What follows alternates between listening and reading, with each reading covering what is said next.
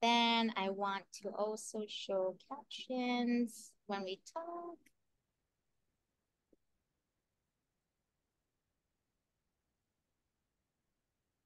All right. Aloha, fitness friends. I'm LeeAnns Watanabe, and welcome to the LevelUp Lifestyle Podcast, where we transform from the inside out using mindset, macros-based nutrition, and movement, all coming from a place of love and not loathe.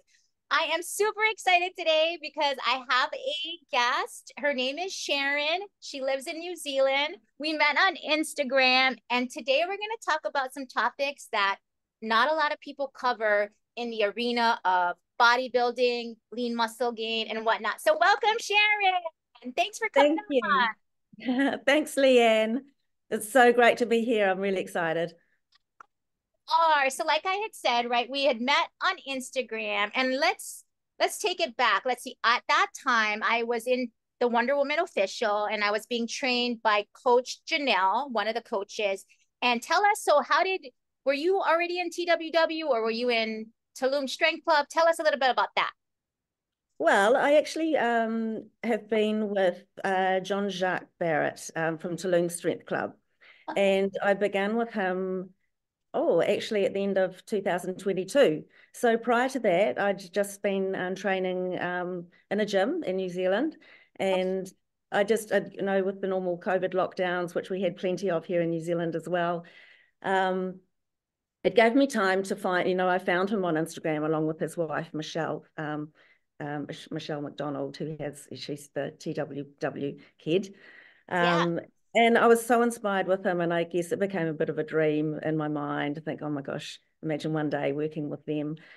And time went on, and something within me got bold. It actually was probably sparked from my beautiful daughter Eden is a power lifter, and her partner is also, and they were really trying to get me into a powerlifting meet that was happening. And I was like, no. And I think I said to him, Jordan, if I did anything, I'd probably look at competing. Bodybuilding is my thing. And it suddenly just sparked in my head. And I thought, it's now, I think, my Dave and I, my husband, I've been with him for 43 years, and we've been married for 35. I love that. Yeah, and we've been retired for 3 years. We had a business that we sold 3 years ago, and while we had the time and energy, it was exciting for us to do that. And I just thought, I need a goal. Like, my husband's got so many hobbies. He loves his motorbikes and his push bikes, and I thought, I need my thing. So that's where it transpired, and I actually reached out to JJ and was accepted, which was really exciting. And straight away, I just said, look, my goal is, I've been watching all about these competitions that have been going on. That was my goal. And not just to compete, but do the worlds, which was like, people said to me, why on earth did you choose like the biggest one of the whole lot? And it was for me like a go big or go home type situation. And so there it began. Knowing I needed to go into the build, which was pretty scary for me. JJ then, like you said, you had kind of were watching different, me too. I watched different coaches or whatever. And then so you applied straight away to the Tulum Strength Club.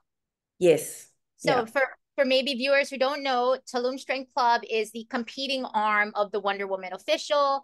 That's an entity both run by Michelle McDonald, your healthy hedonista, and JJ, a power couple that do the Wonder Woman official and Tulum Strength Club. Okay, so that's how we met, because it's all connected. I was working on the TWW side and you were on the TSC side, and we just post, we're encouraged to kind of post and share our journey and create community, because what we know is community really helps us through, not only celebrate the highs, but more so, sometimes when they're having those lows. So that's kind of how we met. But let's tell our viewers a little bit about yourself. Like you had mentioned a little bit about your daughter competing. Where do you live? Tell us about your husband and your kids, other hobbies that you may have. Yeah, sure. Well, I live in the North Island of New Zealand. Both islands are beautiful, and I've always lived in the North Island, in Auckland, which is quite a busy area.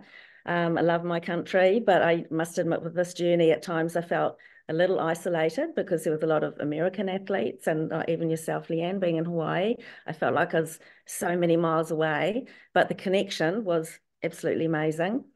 Yes, I'm 58, so I guess you could say that I'm an older athlete, but that was empowering for me too, to think when I'm at this age of my life, if I can do this, let's go with it.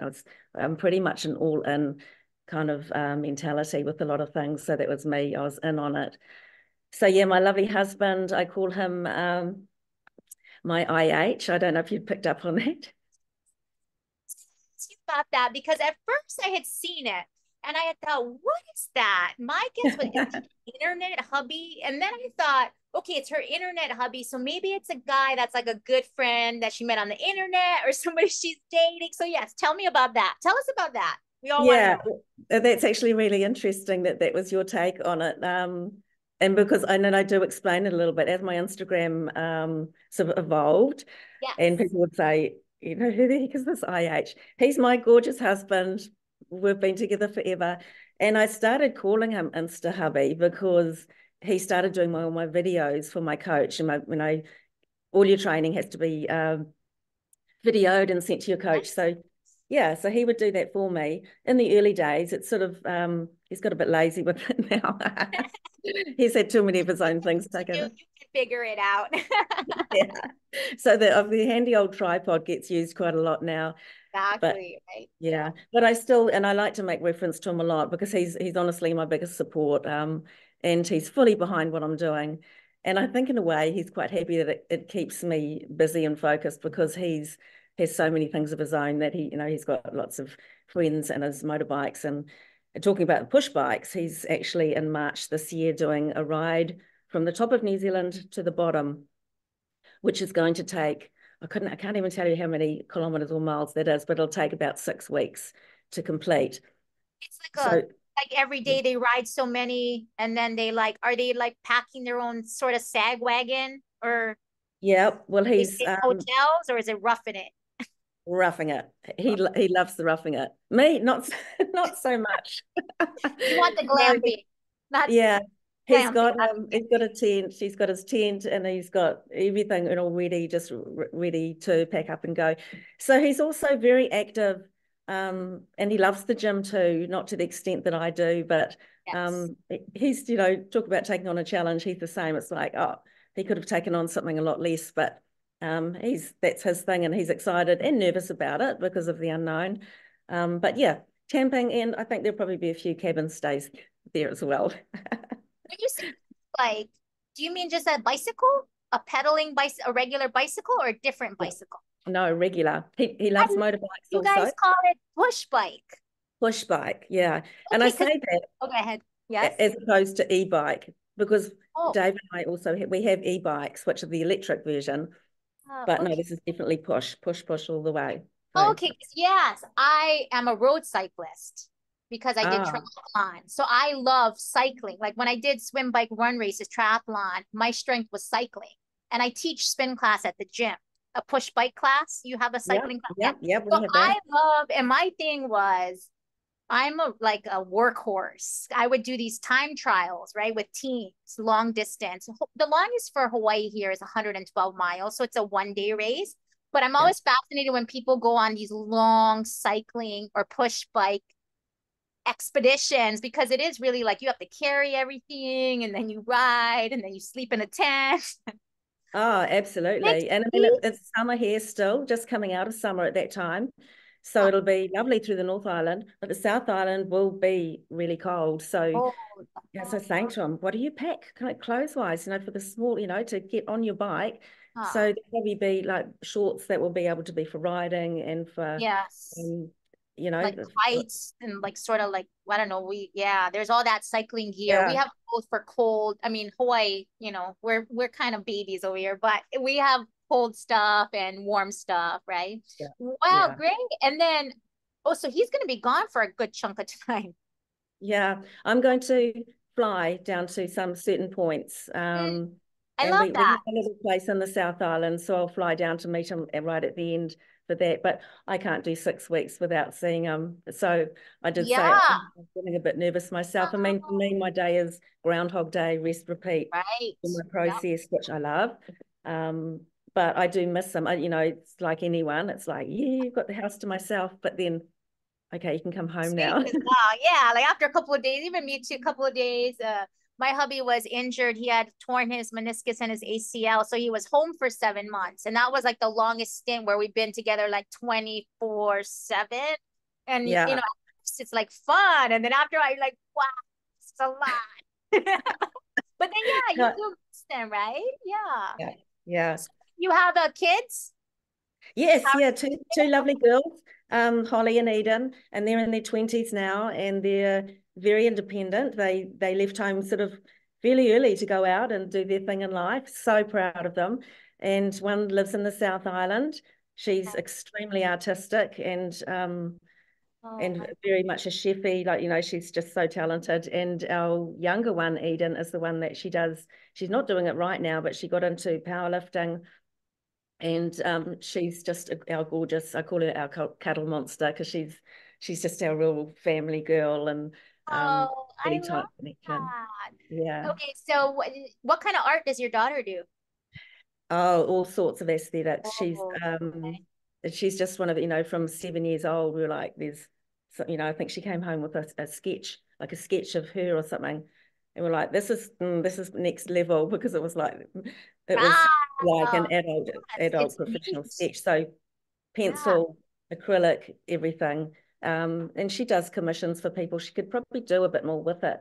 But she has, I guess, with that arty mind, it becomes very active mind as well. So she, Yes.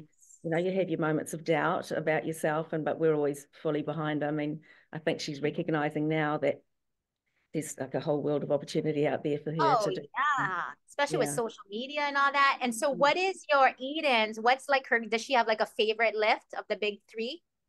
Or does She, she have a uh, strength? yeah, that's an interesting one, actually. Where we went to watch her at a powerlifting meet. And I was like, wow, like, you know, the music and everything they play is like nothing that you hear at the gym. It's like, Yeah. um, I would say possibly squat. I think, which is Oh, complete yeah. opposite to me. Squat is like the one thing that doesn't feel natural to me, and it's like I'm forever struggling with my form. Whereas there's other things like, say, a hip thrust that are like nailing it. Yeah. Strength is Fine. great. Yeah. So it was really I was really in awe of that, like watching her too, I thinking, love wow, you know, that. Oh, because yeah, that's part of you and hubby, IH, right? Like you're like, wow, yes. that's amazing. It's a bit of you, right? Mm. Okay, so you decided you had a big goal. You were watching JJ them. You applied. You got in. You're like, oh my god! And then you guys start talking about competing. You decide on going big or going home with the world show. And lo and behold, you win your pro title at August last year, right? Amazing. I Yeah. mean, but you looked amazing, right? I mean, so can you tell us like how was that as your first show? Like was it like so like it happened so fast? You were nervous? I mean, kind of tell us what you thought about Yeah, that. well, there was a lot about it, and of course, having that first one under my belt, this year will be different for me. I feel more excited this year. Last year, there was a lot of I never wavered on my doubt that I was doing it, and part of it for me putting it on Instagram, telling all my friends was like, I'm doing that because I'm doing it. Accountability. Um, yeah, Yes. accountability, but anxiety was definitely there. I know there'd be times where you think, what the heck am I doing? Like, you'd wake up with this anxiety sitting there. But funny enough, leading up to the show, and I think when I went into the cut, that process was not, I wouldn't say easy for me, but it was natural for me. My body responded really well. Everything was looking great. And of course, lovely people you meet on Instagram. I've got the most amazing people there with me that gave me that encouragement and that confidence to think, yeah, I can do this. And of course, I'm in an age category that was appropriate. I mean, it was a 40 plus and a 45 plus, and at Okay. 58, I was the oldest in the lineup. Gorgeous girls. We all got on so well. And can I say that once I was in Vegas and I was meeting the team, everything, I just felt calm. My husband might say different, but it was organization. I had every day's outfits and like little plastic liners because I did photo shoots and we had events to go to. So the show itself was like, oh yeah, there's this thing at the end that we're doing. Was like the icing on the cake, right? Because there was all this buildup. I like that too, because I think in anything, whether you're somebody, a gal is trying to just lose a bunch, you know, a transformation, or a gal's trying to do a photo shoot, or a gal's trying to compete in a triathlon or whatever it is, right? My coach used to always tell me that finish line, that race, that competition, that's the icing on the cake, right? The journey and all the work is done and all the before that. Yeah. And then you get to that point and you know you've done everything you can, that's just like you just enjoy the moment because all the work's already been done. Now it's like celebration, right? Yeah. So it was totally overwhelming. Yeah. And the actual event of like being on stage, I loved it. That was the part you think you're going to go on. It's like the nerves, but I just got up there. It's like, no, I didn't. Okay. And I tell you, my posing I'd practiced, and Dave said, I don't think there's probably anyone that's posed as much, practiced as much as you. I did every day, half an hour every day, without fail. And so I did that. It was second nature. Like it was just, there was no thinking. There was no like, oh, I'm going to forget a move. My body just went with it. In fact, I could do it again to this day because it was that ingrained. And that allowed me to show my confidence, try and nail my moves. I know there was in my first time up, I slipped up a little, which that's part of the course, but I didn't let it throw me. And yeah, that part of it was the empowering part. I think I probably maybe, if anything, although I won my categories, which was amazing, I felt like I'd overdone it. It was a bit like bam, bam, bam, because of the excitement. You'd feel the same maybe with yours? Oh, with my it was, it happened so fast. It kind of reminded me of my wedding, where there's all these bells and whistles and this whole big, like a year of planning and da da da da. And for me, it was really like a 3-year journey. And that's what I tell people too when they ask me about my competition. It was like, I've tried to compete many times in my life. And I had coaches that just, it's timing. It's also, you have to be in the right mindset, but your body has to be in a good state too, to go through like a prep. So when I joined TWW, I would consider my prep started when I joined, because it was really like a 3-year process. The first year to lose like 30 pounds, the second year to maintain, and then the third year to go into a long prep and diet break and go into a prep again and diet break. So I always tell people, hey, you got to look at it like more of like a long term. Before I was like, oh, I need like 20 weeks is going to be good enough. That's what I would have thought, right? 20 weeks is good. But now that I've done it, I'm like, oh no, it was really like 2 years. Yeah. But it happened so fast. And Hawaii, it's small, like you said, right? We're out here on like an island and you're right. And so I don't use a local coach. And there's very like groups here that are very clicky, so I did feel like a lone woman out on a limb, because I was really like there by myself. I didn't have a local coach or people. My husband was there, but my husband's an introvert and he's so like, I don't know what you want me to do, and so I'm backstage and I'm kind of like looking for the energies, right? And I met a great local gal here, who I kind of like stuck onto her, and I was just like, I don't do we go up? Like, when do we go up? How do I know? What are we gonna do? And so she kind of helped me through it, because it was her 4th show. But it went by so fast. But like you said, I think once you get it done, you're like, whoa, I did that. Like all this. And it's like amazing, right? Like, because like you said, you set out to do something, you put yourself on the hook by telling other people, and then you actually like follow through. It's like an amazing feeling. Oh, absolutely. And to be honest, I had no idea that I was going to achieve that result after I'd come off. I just felt like, I kind of felt like, maybe I'd overdone it. And I had so much fun that I didn't, because we competed one day and the prizes weren't awarded till the next evening, because I was competing as an amateur and they had the pros the next day, and then there was the awards after that. So when my name was announced, like, for both of them, like first place in both was like the ultimate of what I could have ever manifested in my mind, and the pro card as well. So I just felt so energized and so happy. And I'd had such a lovely bunch of girls I was on stage with. We were, everyone was so supportive of each other. It honestly made the whole thing for me. The atmosphere was really buzzing.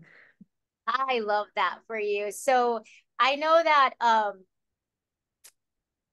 what brought this idea of us kind of getting you on to talk about this was because you had posted like a couple weeks ago your glute transformation on Instagram. And I was like, wow, and the reason why I think it caught my eye is because as I went through my prep, I think, and maybe you can speak to this too, things happen to your body. Like you don't have control really of where you're losing fat from or where you're losing muscle from and da da da. So I think a first prep for anybody out there, you really kind of look to see how your body sort of leans out, right? And then how certain foods affect how you hold on to weight and water and all this stuff. And so for me, I was surprised because I'm kind of a curvy girl. I was surprised at how much butt I lost when I finally leaned out. And when I would be posing with my coach Stephanie, I'd be like, where the hell is my left ass cheek? Like my husband would always be like, oh man, you have like no butt. And I was like, and so that was surprising to me, right? That was because that was the last place I thought I would lose, because I was always like, I have a strong ass, kind of. I'm a biker, quads and butt, that's me. And then it was gone. So I would hit that side pose and I would think, oh man, and it was never critical. Like that's what I tell people now. Like it was so amazing to me to go through a prep and look at everything more like a scientist, whereas seeing things where I need to improve and not hating on myself about it, but just be like, whoa, that's interesting that my area, I didn't have a lot of mass that I thought I had in my glute area. I had more fat than muscle. So now that the fat stripped away, that's a knowable. That's what I got to work on. So my coach Stephanie was always clear, like after prep, which is like, okay, we got to work on your hamstrings and your glutes. So I was like, I feel your pain because now it's like I see all my lifts, right? It's like glutes, hamstrings, quads, glutes, hamstrings, quads, stairmaster, bikes. She told me stop running on the road. And stop that running.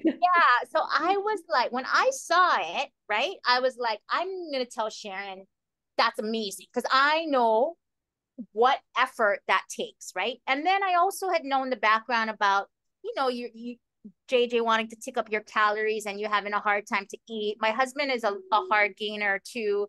And before when we first dated, we've been together like 30 years, but every time when I was trying to lose, he was trying to gain, I would always say, like you said, oh, I wish I had your problem. Right. But I was young, LeeAnn. I didn't know any better. And then when he went into like a specific build to try and gain, to see the amount of food he had to eat that he didn't want to eat, like force. It's the exact same hard as me who was like, oh, I'm hungry, right? So that's why I reached out. I'm like, man, good job, Sharon. That's amazing in this amount of time, being that you just competed in August. You've been slowly building since then after the show, kind of. So I felt like that's great progress in August, October, November, December, January, 6 months, right? 6 months. So I reached out to you and you kind of were very honest about saying, that you felt funny about talking about the difficult side of it is in terms of eating enough food to get this result, because all of us mostly have this exact problem. And I was like, no, well, we're going to change that because we need to talk about it and you need to like be okay with it because that's your struggle. And like what I tell my clients, everybody's struggle is different. It doesn't mean it's less than. Everybody has their hard, right? So can you speak to that about us when I reached out to your client? Absolutely. And firstly, you have got a lovely shapely behind. I have had a glute envy at times. But for me, and there's so much you learn through the first build. And you're building and then you're shredding down and then you're noticing, okay, where is that muscle being held? And my glutes have always been a hard won battle for me. I've never been genetically blessed with glutes, so I knew that was going to be an area I had to do a lot of work on.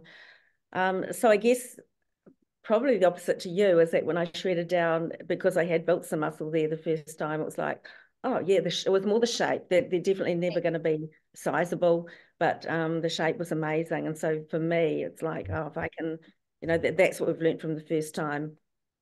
The second time, because you're taking your measurements throughout and reporting that into your coach, I can see that that glute area is definitely one that's rising. Luckily, my waist for me stays fairly, it doesn't move much at all, which is, I'm very thankful for that because it helps me mentally. The glutes, a lot of training going into it. And then I guess I may have a little thought like you do, thinking, oh no, how much body fat is that, is there muscle in there as well? But this build, I've actually kept a lot leaner as far as body fat wise, because I've had scans along the way. So I'm kind of hoping that there will be more that stays with that. And because that gives you the shape that you need. Yeah. My upper body has always been more dominant than my lower body. So it's, a lot of hamstring work, glute work, pretty much the same as what you're doing now. And with that comes lots of food and like, as you touched on there, and I had voiced to you about my concerns about making too much of it, imagining all this eye rolling going on, because I totally understand for most females, it's the opposite. It's when you're shredding, it's the hardest part. That for me, my body loves that. It'll go, okay. I think that's because my body weight for decades had been the same as when I started with JJ. I'd always been fairly lean, carried muscle well. My problem had been to eat enough food to grow any further, which I craved. I really wanted to build, but I sabotaged every time. I'd put on a kg or a 2 kg. So I totally understand that mindset of like, with the scale. And I knew that to do it, I had to have a coach. And whether there was a competition at the end of it or not, I wanted to do this build. My husband was so supportive. He's like, oh my God, you're going to, and he loves me when I am, I'm 5 kgs heavier now than when I compete. Yeah, guys always want, right? They always say that. Look. Yeah. It's so funny. We think guys want, we have a look that we think guys want, and guys have the opposite look. Yeah, absolutely. Yeah. And it's great that they can voice it too. It's like, oh my God, he's like, you're looking really strong. And you're looking, you're in the supermarket and he's saying, your back's looking really pumped. It's like, yay, that's those little wins that you get. It's like, thank you, honey. So yeah, it's a battle and the food is a battle. Yeah. Right. You would, in previous years when you knew you kind of always wanted to build muscle, right? But you always sabotage. So meaning you said like you would try to eat more, and as soon as the scale would go up, you would kind of pull back. Yes. The difference too, I'll have to say, is that the build I did with JJ sat completely differently on my body. I upped my calories for sure. I'd never realized until I worked with JJ that my body thrives on carbohydrate. And he just kept upping it and upping it. It's like, oh my gosh, it was actually exciting, thinking, I can't believe my body is handling this like it is. But prior to that, I would up my calories, but I would probably load it into protein. Of course, protein's super, super important. I'd still keep my fats fairly low, but it was mostly loaded into protein. But it seemed to straight away go to my waist. And of course, as soon as your genes aren't fitting or something feeling right, I'd be like, oh, I know. I had an amazing PT that I achieved some incredible things with him as far as changing my composition, but I was still small and I wasn't growing anymore. And he didn't do the nutrition side. So I navigated that, did a lot of research online and navigated that myself. Did fairly well. Of course, learned all about macros and it was quite involved. I really wanted to learn. So I took the time and effort to do that. But yeah, with JJ straight away with the build, as soon as the weight went up, even at 5 kgs now, I'm still fitting my clothes. Things are firmer, obviously, around my legs and glutes, which is where I want to grow. But it's just unbelievable, because the last time I'd put on maybe 2 kg and I was already not fitting those jeans and feeling, just generally pretty yucky. I think that's so important to kind of reiterate the importance of having a coach that can kind of help you navigate. Also helping you figure out what best macro ratios fit your unique physiology, right? Like we can do it all we want on our own and trial and error, right? But again, it's hard when, like you said, you're looking at the scale or your clothes fit different and you're like, and it's so easy when you're doing it, when you're out there on your own, to like just be like, well, I'm just gonna do extra cardio or I'm gonna cut down my carbs. And you never, like you said, be all in versus like having maybe big brother or big sister watching you, right? Absolutely. And for me, being accountable to getting those calories in. And at the moment, because of the volume and that, you know, they've just gone up again, I'm sitting on nearly 2,800 calories. 2,800 That's now? yeah, 2,800, 2,775 actually. So it's that's just gone up from around 2,650. And I think, and I, you know, he said, how do you feel about that? And it's like, I got to do it. I'm going to do it. I'll always, you know, yes, boss, I'll do what's said. But I did honestly think, how am I going to do it? So Yeah. I rely a lot on carbohydrate powders, like Yes. powders, you know, tasteless powders that go in your drink, which I think it's just in years gone by, why would you ever do that? Why would you drink that amount of calories for no enjoyment? Yeah. But I'm not an overly food driven person. And I think that stems from I had a complete loss of smell and taste 3 years ago. Early, Oh, early days of COVID. It was from a virus that I contracted in Fiji actually. And okay. whether it's COVID or not, I'll never know. But it was obviously side effects that happened from COVID. Mine Yep. was total loss, and it affected my taste buds. I could Mm-hmm. get sweet and savory, but if you gave me a product and it tasted something and I closed my eyes, I Bland. wouldn't be able to tell you what that is. Yeah, bland. So it's taken away all my cravings and it took away a lot of enjoyment. Happy to report I have probably, I'd like to think 60 to 70% back smell Okay. and taste. Thank goodness. Nice. Because honestly, it compromised life hugely. But I'm not, it's left me not very food driven. I don't, you know, I used to love muffins or donuts and, you know, Yes. treat things you'd crave and you think, oh yeah, I'm having that as my treat, but I don't even have that. And it's possibly because I'm full all the time at the moment, Right. but even in a cut, I think I always have been a fairly self-controlled person. It's like, no, it's like, that's not on the plan. It's not going to Yeah. serve me. Yep. So, Laser focus. yeah. Yeah. So let's talk a little bit about before we get into the nitty gritty on how about the macro side. Okay. So you're in this is your second build, like technical build, right? So is this build now higher macros than what your first build was? Yes, just I think the highest I got to last time was 2,600. And so we've just superseded that. And what we Nice. because my weight's sitting at about the top of what I got last time, I Right. want to put on, we're talking Yep. kilograms, but pounds for a lot. So probably at least another 5 or 6 pounds. Okay. Possibly not that much, sorry, no, maybe even 2 or 3, which sounds so minimal, but I'm only 5'3", so it's a lot on a Yeah. smaller Yeah. frame. Yeah. So So that's exciting to me. It's like I'm now sitting on the scale or standing on the scale, willing it to be up because I don't want to report a loss. it's important to note that for people, right? Like even as this is going now, I'm in my second like maintenance, right?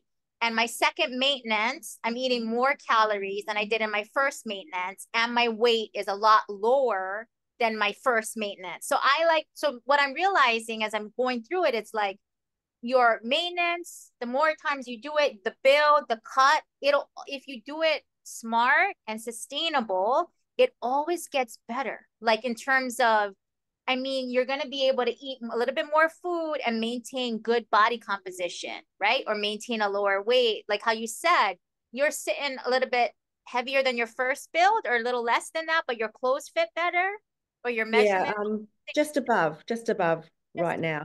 yeah. Okay, so then yes. So now um this food thing, right? So you're saying like so for me because I've been a long distance triathlete for a long time, this sugar gel packs. That's why I was like, do you use carbo powder? I said you use carbohydrate powder. We use all that stuff, right? Because we're trying to consume carbs with no fat to keep us from what we call bonking. Whereas like if we're racing like an Ironman where it's going to take like 12 plus hours, we're like, okay, you know, we're trying to figure out how to keep hydrated and fueled to prevent like hitting the wall. So we use a bunch of that stuff. So tell us, what are some of the strategies? Like, let's go a little bit deeper into some of the strategies you are to be able to even hit your current calories and macros now.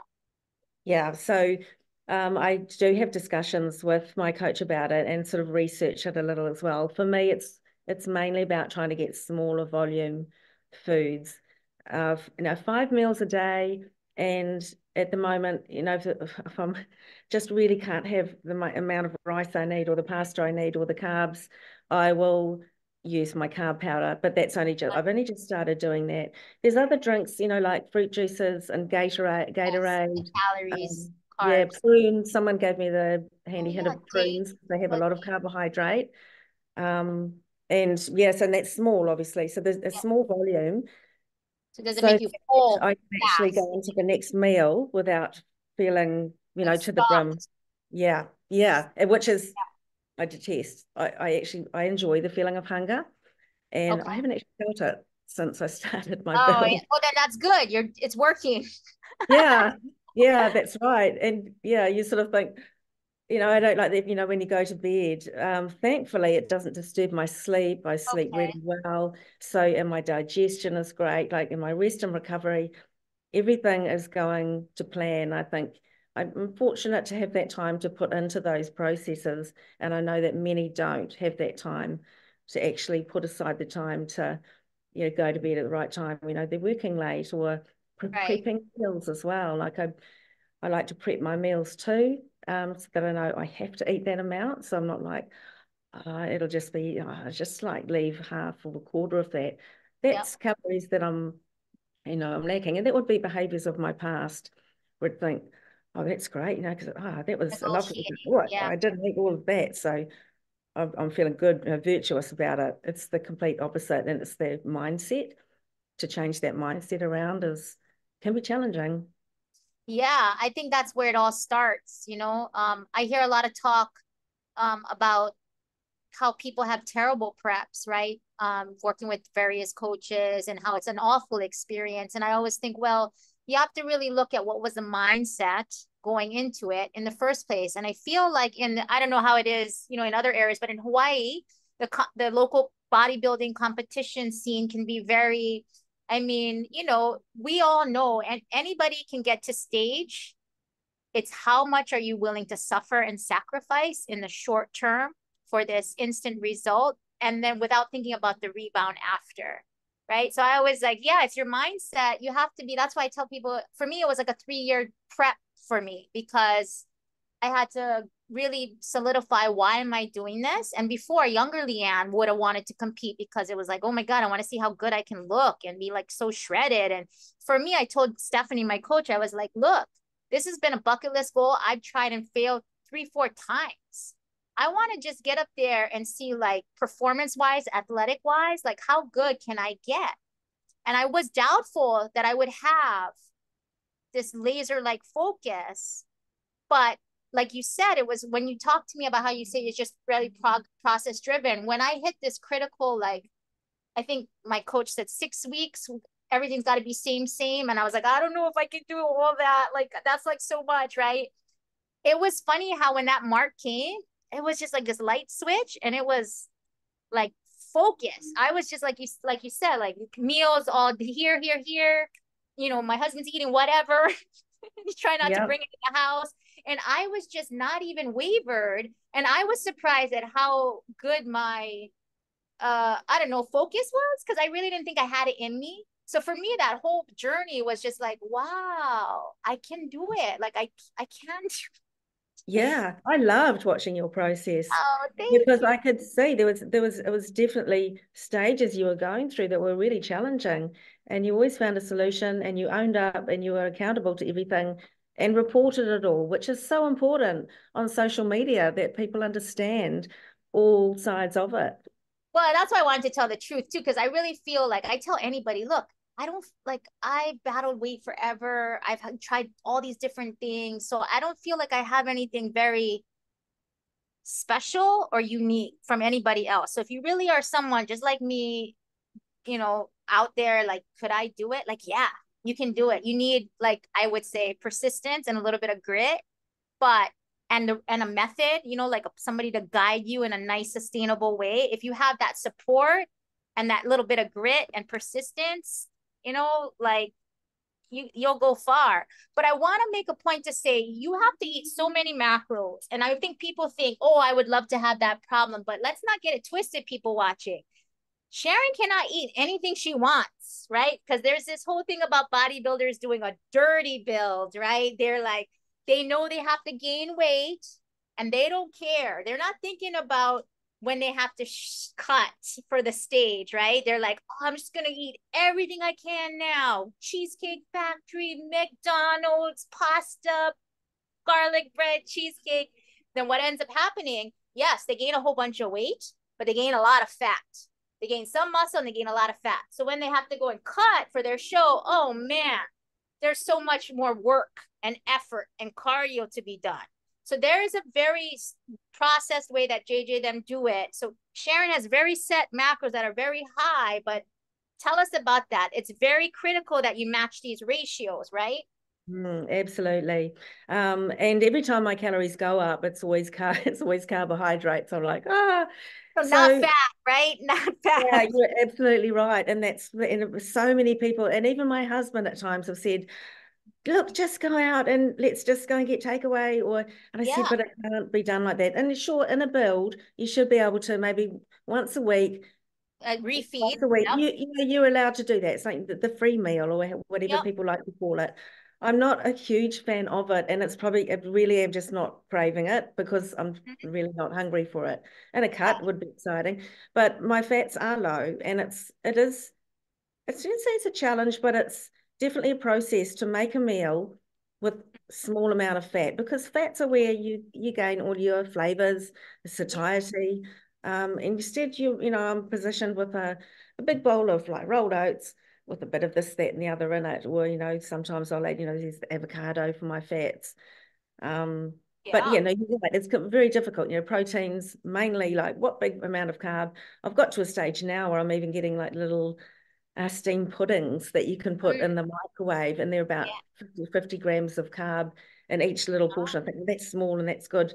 And most people think, oh my gosh, that's such a yummy treat. And I'll be putting dairy whip on it, and because I get more fats in the evening. The morning fats are very difficult because they're really small, and it's per meal, not per day.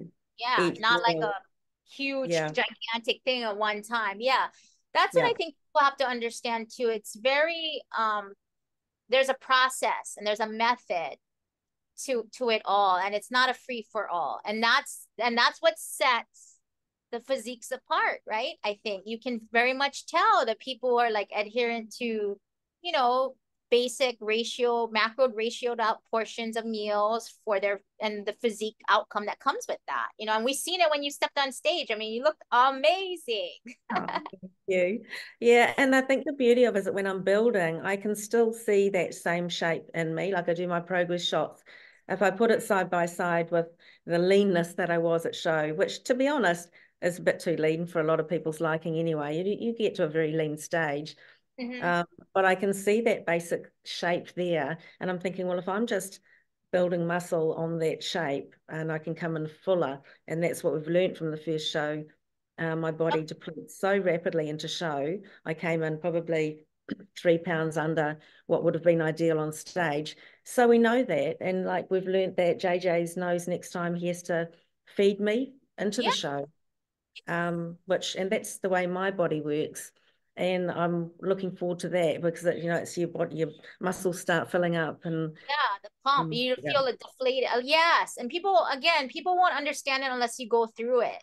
You start feeling a little flat, and you're like, you've done all this lifting and stuff, and those last week or so leading up to the show, when you're getting a little bit depleted right before they're gonna pump you up to get on stage, you're like, where's the muscle at? Like you feel like, and then your head starts messing with you, right? And all this stuff. So but that's important. Oh, go ahead. Oh no, I was just going to say it's a bit like this, the same in a build, like when you're you know, getting fluffy or whatever you like to say. It's like you're getting a little extra covered. You do these times too, you think, where's the muscle gone? And you kind of have this, because you're bigger, but it's like Yeah. you're not getting the definition anymore. And Yes. it's like, oh, I really love seeing definition, but it's like it just gets covered a little bit. So Yeah.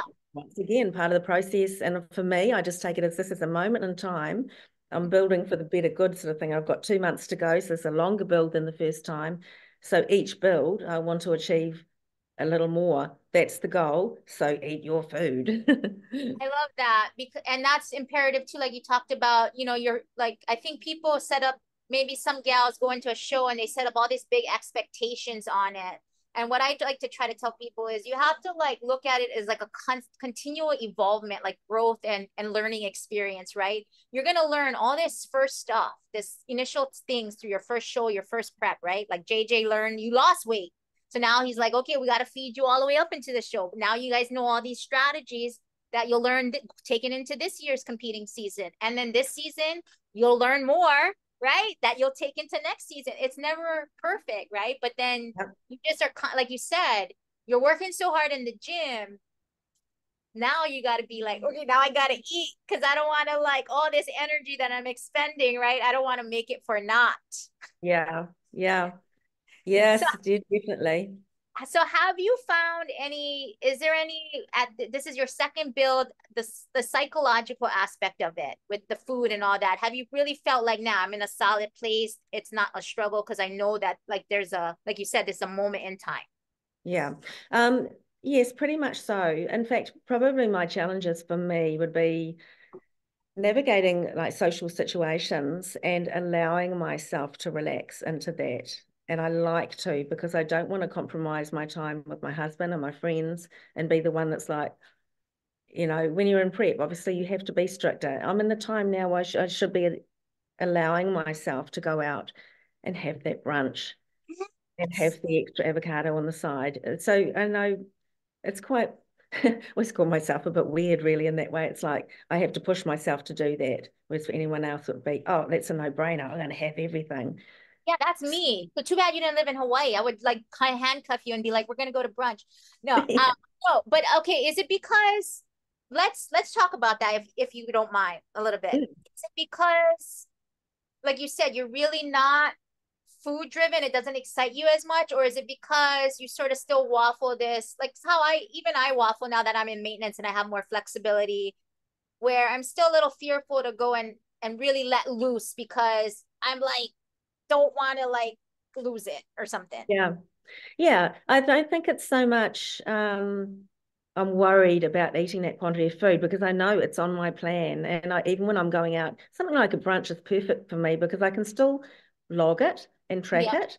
There's Mm-hmm. every so often if I go out for a meal and it's like Asian fusion and it's just too difficult, um, I won't. And that's actually exciting for me to do that. It's like, no, you know, because I'm such a tick the box person. It's like, well, Yes. I don't. And I'll just explain, you know, everything, food adherence was great this week, 2 meals out. And that's allowable because it's in my plan, you know, allow Yeah. yourself this amount. I guess in younger years I had, you know, that was my way of living. It's like I'd go out and I would still always choose the chicken. I'd choose the fish. I'd choose the salad. The Um, better option, the optimal yeah, option. Okay. yeah. I wouldn't go for the pork belly or the, you know, Yeah. the things that I The just think, Alfredo pasta. yeah, exactly. Pasta. And now it's I know, right? pasta on my plate. And so it probably was more that for me. And, you know, maybe for me, it's my superpower that I'm not food driven and I don't go away and feel like I've Oh, denied myself or missed out. I actually feel better within myself. that's the Um, key, I think. I think a lot of like, I have a lot of like, I think we're different in that way. I have a lot of food FOMO, like fear of missing out. Like yeah, I'm very food driven, but I think it starts from as a really young age kind of thing, right? That I've worked at. And I didn't realize I was a big emotional eater. I used to always be like, I'm not an emotional eater, until I did a lot of mindset work when I was in TWW. And like, oh shit, I am an emotional eater. yeah, So that is, I mean, that, like you said, right? It's a natural for you, because you don't feel like you're missing out. Because I work with a lot of clients, and that's the major trigger for them, is if they get in a social meal situation and they feel food FOMO, that always and eventually ends up leading to some kind of food binging Yeah. later. So I try Yeah. to work with them to preempt that, right? By like, no, we're gonna plan a social meal here so you don't have food FOMO. But you're saying it's never been your like you're because you're not food driven, you don't really experience the food FOMO. Yeah, that's Yeah. right. I mean, I don't want to paint myself as like this, um, yeah, like it, Oh, I just yeah. look like classic as being a bit weird. And like I'm normal, and like in my younger years, absolutely, I was like that. It's something I've evolved into, and I think for me, it's when I take on a goal, it's Yeah. like me, I'm doing the ultimate that I can do to achieve what I want to achieve. There's always going to be someone that's well, hopefully not done more, because I like to think I've put everything that I can do. Right. That someone genetically is going to look better, or that something, you're not going to be the best in the bunch. But for me, it's my self-empowering thing to Yeah. say Be the I'm best really proud you. of that. Yeah, and be your best you, your best version, right? Yeah, Yeah. I love that. And you don't sound weird at all. We're all so different and everybody has their thing, right? So, yeah, Yeah. don't even feel any way. So, Yeah. what advice would you have to others who may be struggling, um, or with similar challenges in the pursuit of a career in competitive, like competing, competition or shows?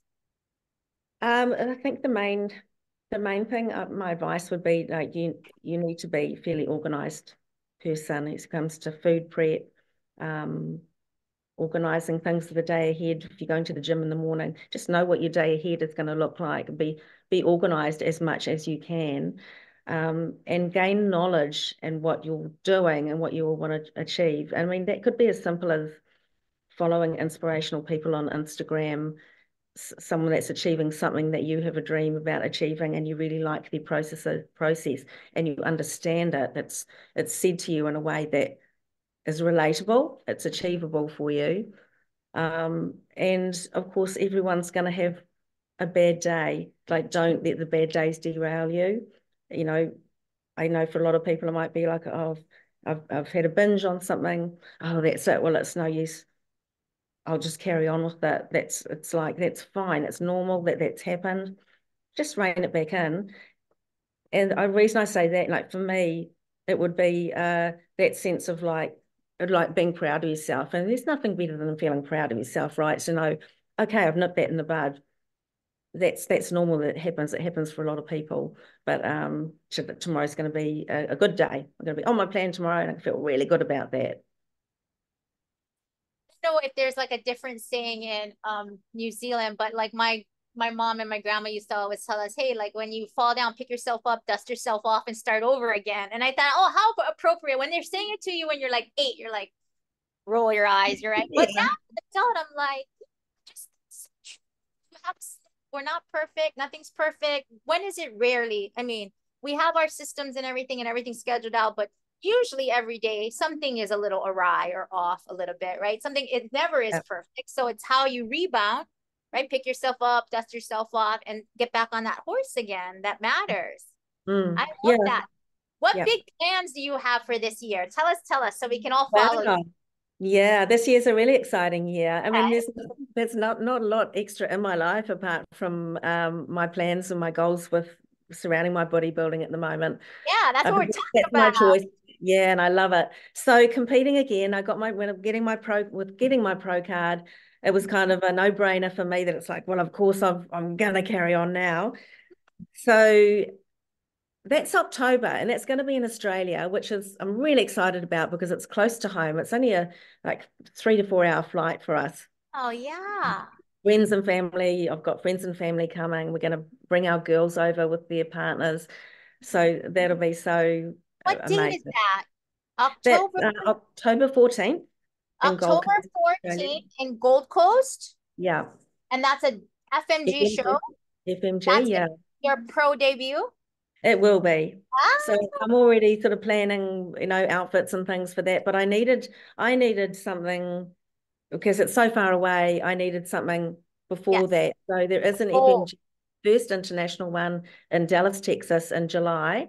okay. And right, we're gonna go and watch that, and I'm gonna do a photo shoot. Um, So I love. I'll, you know, JJ will prep me into the photo shoot, which photo shoot won't be as extreme diet Yeah. as it will be for show.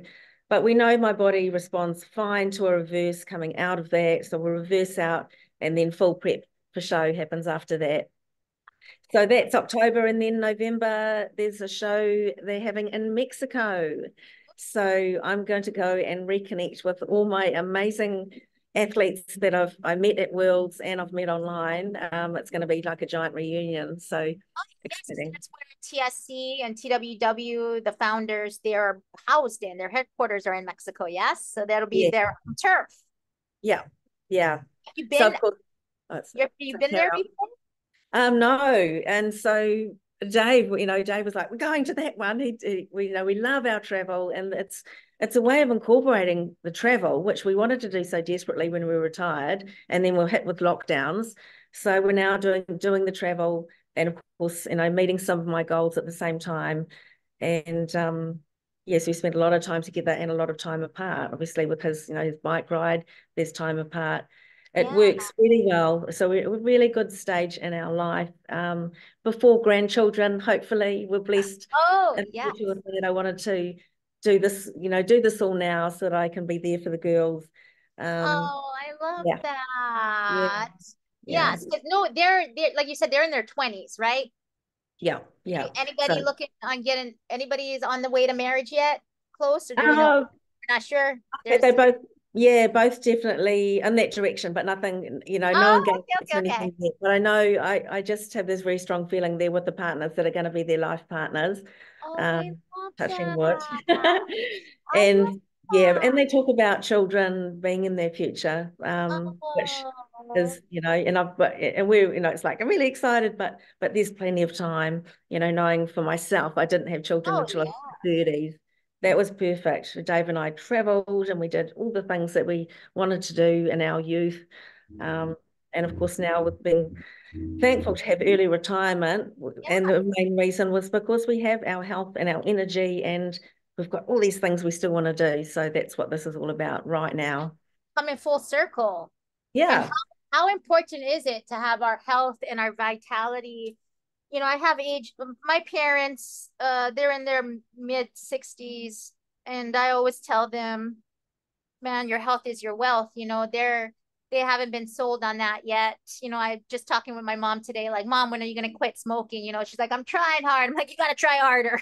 Like, really, this Yeah. is ridiculous. But again, it's so vastly important. It's always like, your habits, your lifestyle choices, they end up catching up with you. It's not immediately. You can play it off in your 20s and 30s and maybe a little bit in your 40s, and then you start feeling the effects of all these choices that you've made younger years if you don't change them, or if they, especially if they haven't been healthy. Oh, yes, absolutely. And that can be a generational thing too, I guess. But Yes. you look at Michelle and her mother trained with Joan, phenomenal. So it Yes. makes you realize there should be no excuses really. And Right. I've always been a believer. It's like, how much do you want it? No one, it's like, leading a horse to water, will they drink kind of thing. It's like, is you need to want, you have that deep want Yeah. yourself to change. And until you have that feeling, for a lot of people, it can be difficult.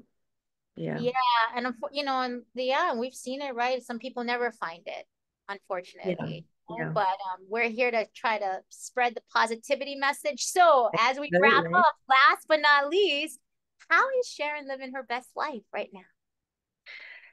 Well, pretty much just what I've been speaking about, living my best life by allowing, we've worked hard for our life, most of our life. My husband's an amazing engineer, very talented. I did all the accounting work because that was my background. And we've sold the business, built our little empire, I suppose you might say, allowing us to have this time now. For me, I'm only so happy for my husband because he's a grafter. And my girls are too. They just graft and graft until, and I could just see it's like we need to do something now while his health is still there, because blood pressure was going up, little signs of things were happening. And oh my gosh, that's all being rectified. And he's just living his best life, which means I'm living mine as well, because you know what it's like. Yeah. So when does you have to share some pictures when you do stops with him on his push bike.